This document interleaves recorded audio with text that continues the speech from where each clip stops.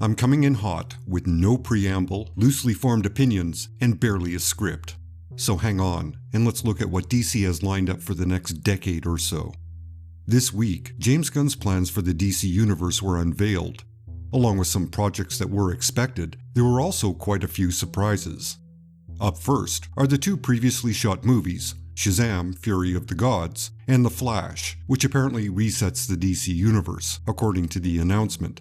It's a little surprising they're releasing The Flash considering the star is, well, problematic. And you'll notice in the announcement that Gunn singles it out with support, meaning DC knows this could be a controversial release, and they're trying to get in front of that. It's not going to work, but you gave it a shot. Nice try, DC. There's also Blue Beetle, the Jaime Reyes version, and Aquaman and the Lost Kingdom. Both were deep into production before Gunn was hired, so, they'll be put out and probably forgotten immediately. Finally, there's Batman 2 starring Robert Pattinson, which will be an Elseworlds movie. Perfect move. DC should be allowing side projects that aren't related to whatever continuity they want to create. I'm guessing Pattinson also had a contractual pay-or-play clause, and that may be why DC is going to move forward with the movie.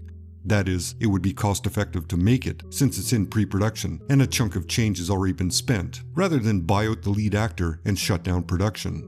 But that's a guess. The Creature Commandos.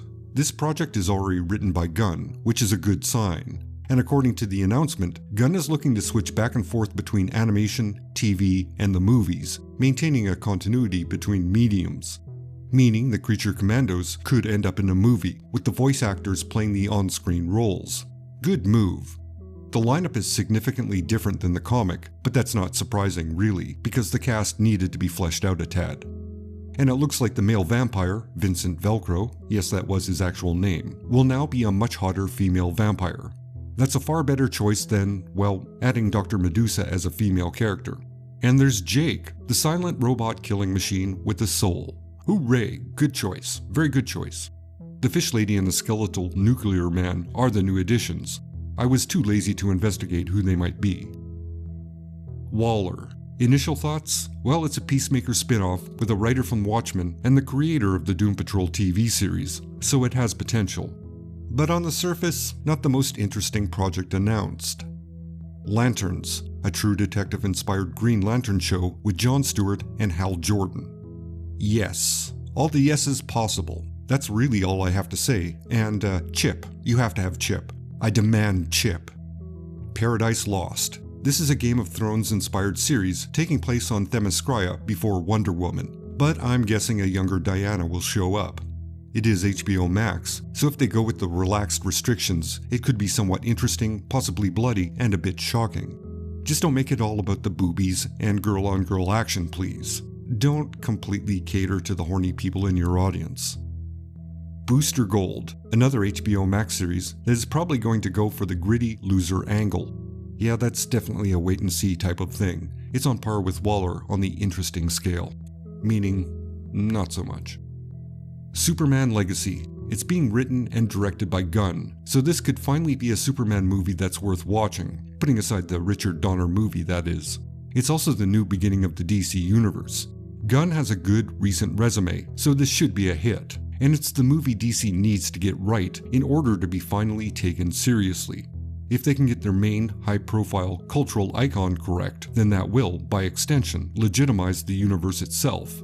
All the other projects can be a range of good or bad, but this one has to be great, or this new era of movies is done before it begins. That's an Overlord prediction you can count on. Let's see if I regret that opinion in a few years' time. The Authority. This should be an Elseworlds project, where they have to commit to an R rating in order to serve the material properly, because a watered-down version of The Authority is not the appeal of the project. It's extreme, with, like, 3 X's. It's a title that's stupidly over the top, on the verge of parody at any given moment. Certainly, it needs to be toned down a notch to avoid being ridiculous, but it also has to be somewhat like DC's version of The Boys, or a middle ground between The Boys and Deadpool. Oddly, this is exactly like DC committing to 2 different versions of Batman and Superman, since the Midnighter and Apollo are direct, homages to those characters. Of all the projects, this one will either be really good or really terrible. I don't think there's a middle ground for this movie. The Brave and the Bold. This is a reboot of Batman with the insertion of Damian Wayne. Yeah, sure, I can see the appeal. Supergirl, Woman of Tomorrow. This will be based on the Tom King version, and it looks like it will have King on board as a writer. Question mark? It has potential to be a counterpoint to the Superman movie, and it will fill in the details of Kryptonian life without that needing to be in the Superman movie. So, another project that has potential. Honestly, I'd like to see Melissa Benoist get another shot at the character. She was so much better than the material she had to work with on the TV show. It was painful to see her wasted. I mean, watch the first episode again, and note how subtly awkward she is as Supergirl, and how weird she feels trying to do what her cousin does every day. As a performance, she had it going on. Swamp Thing, according to Gunn, a dark origin story. Perhaps Alec Holland, or will they go with the more current Ram V series? I can't lie, I'm hoping for Alec Holland. I mean, you have the setup of a plant that thinks it's a human for a while, and then discovers it's an elemental god.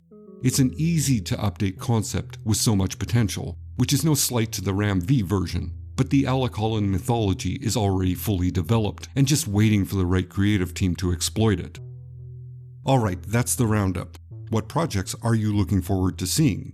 Do you think this will possibly succeed? Or, in other words, are you hopeful about the future, or have you already given up on DC movie projects? Leave your thoughts in the comments below. And while you're at it, if you're new, then subscribe. I mean, why not? Subscribe out of spite if you want. I'm not too proud to take it however I get it.